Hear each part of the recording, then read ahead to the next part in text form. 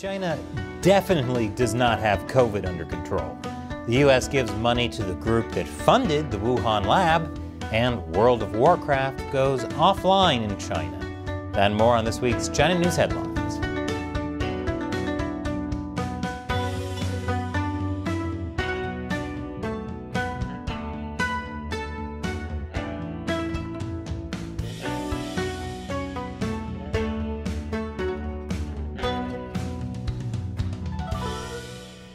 Welcome to China Uncensored. I'm Chris Chappell. This episode is sponsored by PC Doctor Drive Erase. Erasing hard drives shouldn't be difficult, neither should pricing, licensing, and use. Securely and easily erase all kinds of drives with PC Doctor Drive Erase, all starting under $60. Well, good news. COVID is over. That's what you might think now when you see headlines like this.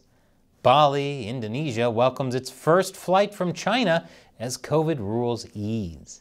That flight had more than 200 passengers on board. Chinese tourism is really important for Indonesia's economy. Before the pandemic, more than 2 million Chinese tourists would visit the country each year. Sure, China seems to be going through a massive COVID outbreak right now.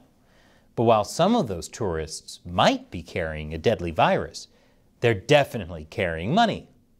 And they're willing to risk spreading one as long as they can spread the other. Cha-ching! Of course, we can't exactly prove China's going through a massive COVID outbreak, and that's because the Chinese Communist Party is going to great lengths to get rid of the evidence. Of course, there are some indicators, like when a Chinese health official said a few days ago that 80% of the population have been infected with COVID, which, okay, that sounds bad. But don't worry, because according to Chinese officials, that just means the Lunar New Year travel rush is unlikely to lead to a surge in COVID cases, as most people have already been infected. See? Most people in China have already been infected. Nothing to worry about. It's normal. Meanwhile, Chinese officials are also claiming less than 13,000 people have died from COVID in the week leading up to the Lunar New Year, which was a week ago. 13,000 deaths is tragic. Also tragic is how bad you'd have to be at math to believe that. If 80% of people in China are infected, that's more than 1 billion people, which would suggest there are millions of people dying, not thousands. But that can't be right. I mean, the Chinese regime would never cover up deaths they were responsible for, right? Actually, from the CCP's perspective, those millions of deaths don't count, because the CCP has literally stopped counting cases. I mean, you wouldn't want to mess up China's great statistics by collecting accurate data, would you? The BBC found that in one province, coffins are selling out. Not a thing that typically happens, although there's always the possibility that it has nothing to do with COVID, and it's actually that millions of vampires are moving to China and need a place to sleep. On the plus side, one customer said those in the funeral industry had been earning a small fortune. This is especially happening in rural areas. 500 million people in China live in the countryside. And while young people tend to go to the big cities to work, the people who get left behind are the elderly. And they're a lot more likely to die from COVID, especially since rural hospitals are, at best, horrible.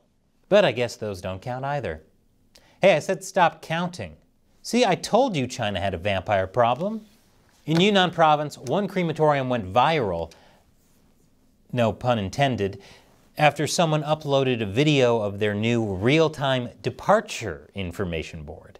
It showed constantly updated streams of the number of cremations in process and how many ovens are cooling down. Sure, this upset a lot of people for being callous. On the other hand, Gen Zers described it by saying that's literally a lit fam. There's also been a surge in recruitments at funeral homes across China. But I'm sure it's for no particular reason, since the CCP says everything is fine. We may never know where COVID-19 originally came from. And that's because a lot of Western media tried to stop people from asking. More on that after the break. Welcome back. Where did COVID-19 actually come from? Is a question you're not even supposed to ask. And it's not just inside China you're not allowed to ask. 43 top security experts, including many in the United States, have slammed the Western media for censoring the laboratory hypothesis. i.e. that COVID leaked from a lab in Wuhan. Among those security experts are the chairman of the U.S. House Foreign Affairs Committee and the former National Security Advisor. They say The Lancet, the New York Times, and others willingly downplayed the Wuhan lab theory.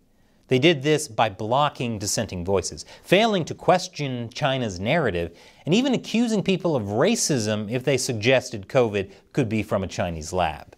Which, let me tell you, is not racist. Racist would be answering, "What's your least favorite race?" Which, by the way, is another question you're not supposed to ask. Now, to be clear, I'm not claiming I know where COVID-19 came from, and these security experts don't make that claim either. What they're saying is plausible theories were actively suppressed. The security experts believe that by prematurely dismissing or stigmatizing certain questions from the very outset of the pandemic, many prominent scientists and journalists failed in their duty. Since, asking questions is what scientists and journalists do for a living. This would be like ordering sushi and the chef said, "Oh no, we don't allow raw fish in here." Well, then I think you might be in the wrong line of work. Meanwhile, the U.S. Department of Defense has awarded a new $3 million grant to EcoHealth Alliance. That's the group that funneled money to the Wuhan Institut of Virologi in China before the pandemic. That shouldn't matter, of course, since the New York Times has reminded us that COVID could not have possibly come from that lab. Don't be racist. And it's only a coincidence that the lab had been studying deadly bat coronaviruses in poor safety conditions in what became the epicenter of the outbreak. And it shouldn't matter that EcoHealth, in collaboration with the Wuhan Institute of Virology, had engaged in gain-of-function research in violation of the federal moratorium. Gain-of-function in this case is when they were attempting to engineer a virus to spread more easily. This doesn't seem to bother the U.S. Department of Defense, though. Last month, they gave EcoHealth Alliance $3 million additional taxpayer dollars. This time it's for the purpose of reducing the threat of viral spillover from wildlife in the Philippines. I'm sure nothing could go wrong. I mentioned a couple weeks ago that the U.S. Congress has set up a new Select Committee on China Competition. And now its chairman, Mike Gallagher, has outlined its new agenda.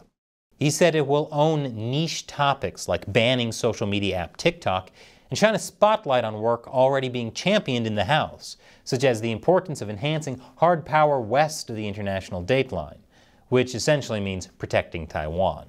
Unfortunately, the committee won't actually have the power to do anything, but it will definitely talk about things that ought to be done. So, they're less of a committee and more like all of Twitter. Xi Jinping and Vladimir Putin are friends. Good friends. Really good friends. So it shouldn't be surprising to learn that China has been supplying Russia with critical technology, despite Western sanctions. Because that's what friends are for. Back in February last year, the U.S. and its allies sanctioned Russia over its invasion of Ukraine. Trade between China and Russia dropped off sharply. But, according to a Washington, D.C. think tank, a lot of people stopped paying attention to what happened after that. What? You mean all those people who put the Ukraine flag in their profile picture were just following a trend and not truly invested? See, it turns out that after the initial drop, trade went back up. Way up. In 2022, China's exports to Russia grew 13% from the previous year, and imports from Russia grew almost 50%. That means there's more trade now than before the invasion. In particular, Russia continues to have access to crucial dual-use technologies, such as semiconductors, thanks in part to China and Hong Kong. And China is also allegedly aiding Russia with economic aid and non-lethal military equipment. In other words, Western sanctions don't actually work if authoritarians stick together. Real close together. But there's some good news. Maybe. The U.S. government is finally confronting China about their ties to Russia. Maybe. Bloomberg News says U.S. officials have raised the matter with their Chinese counterparts. Oh boy, they raised the matter. If China isn't careful, they might get upgraded to a polite request to refrain. That doesn't mean the U.S. will take any action, though. I mean, it's tricky. Sure, the CCP is funding a regime that's attempting a violent takeover of a smaller nation, But the US also doesn't want to antagonize China. After all, China could hold the key to pushing Putin to peace talks. And of course, the US and China need to work together to stop climate change. So really, even if the Chinese regime is doing really, really bad things, maybe we should just let that slide for now. But if they don't shape up, they just might get upgraded to a stern talking to. And there's some sad news for gaming fans out there. Blizzard games have gone offline in China. That includes World of Warcraft. Great. China has already ruined the world in real life, and now they're also trying to do it online. One Chinese gamer said on social media that they cried all night. Another player described World of Warcraft as my first love. So why the tragic end to Blizzard games in China? It turns out that Blizzard, which is based in California, was unable to reach a deal to renew its contract with NetEase, a tech company based in China. U.S. companies need foreign partners to operate in China. Now at first I thought, great. Blizzard is realizing that it's a bad idea to set up shop in an authoritarian regime, which, among other things, can use software to collect vast amounts of data and spy on citizens. But I was wrong. Blizzard issued a statement that they're continuing to work with the Chinese company Tencent to distribute Call of Duty Mobile. And they're also looking for new Chinese partners to resume Blizzard's iconic franchises like World of Warcraft. So while players in China may feel like they've lost their first love, Blizzard still wants to reignite the spark. A little too aggressively, perhaps. But hey, maybe all those gamers should just go outside now. After all, COVID is over. The only thing they have to watch out for is millions of vampires. And this episode is sponsored by PC Doctor Drive Erase. There are a lot of reasons you might want to erase a hard drive when you recycle an old computer, before you send it in for repair, or if you're concerned that someone might come looking for sensitive data, like the FBI or MSS. Erasing drives should be easy. That's why PC Doctor's Service Center Drive Erase provides an easy guided path to erasing hard drives properly. It automatically removes a freeze lock and erases hidden HPA and DCO sectors, and it uses the most secure erasure method available for the drive. After it's done, it verifies that everything got erased properly and gives you a PDF certificate that's also stored on the drive. Drive Erase supports MMC partition regions, NVMe namespaces, and multiple drives in parallel.